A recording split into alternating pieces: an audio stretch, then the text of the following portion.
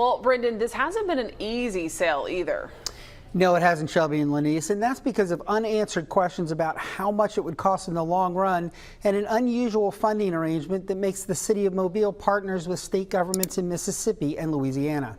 Status of the state participating, I guess that's what It's almost time for the city of Mobile to put up or shut up when it comes to Amtrak. The company wants to run 2 trains a day from Mobile to New Orleans and 2 a day running in the other direction.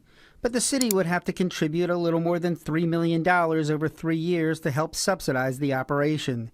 Some council members seem okay with that. It's what comes after that that's creating hesitancy. The biggest thing I'm concerned about is the liability after 3 years. City Councilman William Carroll pressed Knox Ross, the chairman of the Southern Rail Commission, which is sponsoring the route. What happens if we don't re-up after 3 years? The train probably stops. Dale Jackson here for Yellowhammer Now. Earlier this month, I told you what a stupid idea the Mobile to New Orleans train is. I think I said it's a dumb idea, but dumb people will make sure it happens. I may be wrong on that, but bear with me here for a second. Earlier this week, I told you about an absolutely idiotic idea for high-speed rail all over the American Southeast. That's never going to happen. It would cost billions of dollars and never, ever be worth actually doing. But some sanity may be kind of seeping into the conversation here, and we might be able to rely on Governor Ivey to say, wait a second, this doesn't make any sense. Ross acknowledges the reluctance of city leaders to take on the funding responsibilities that typically fall on state governments. It is very unusual for a city, and I got it, to do this, but it was the only way forward. It was the only option we had. You guys were the only people who would step up and do it, because there was just no other way forward if we didn't do it this way.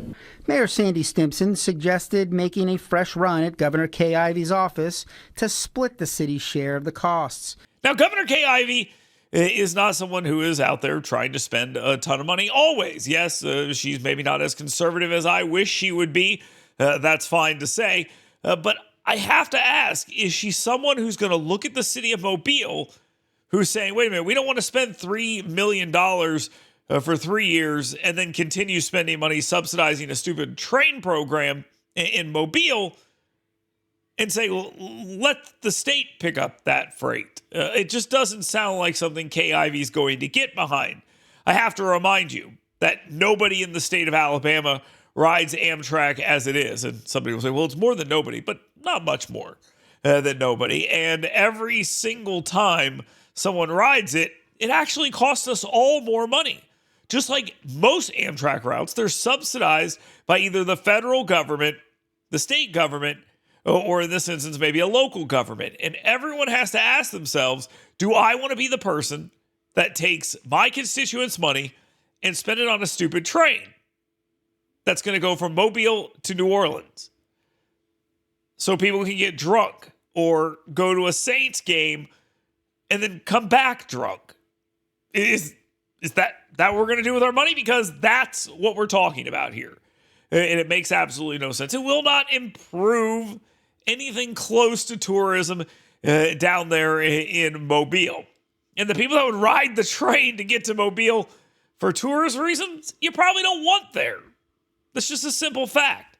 So, Governor Ivey, my suggestion to you, and you're probably going to do this anyway, so I'll just throw it out there, is that you say that this is not something that the state of Alabama needs to get into. If Mobile wants to waste their money on a train program being offered up by the federal government that we're all already paying for, go right ahead and do so and let your constituents make their decision after you make yours. But there is zero reason for taxpayers across the state of Alabama to pony up a single stupid dime for this incredibly stupid idea.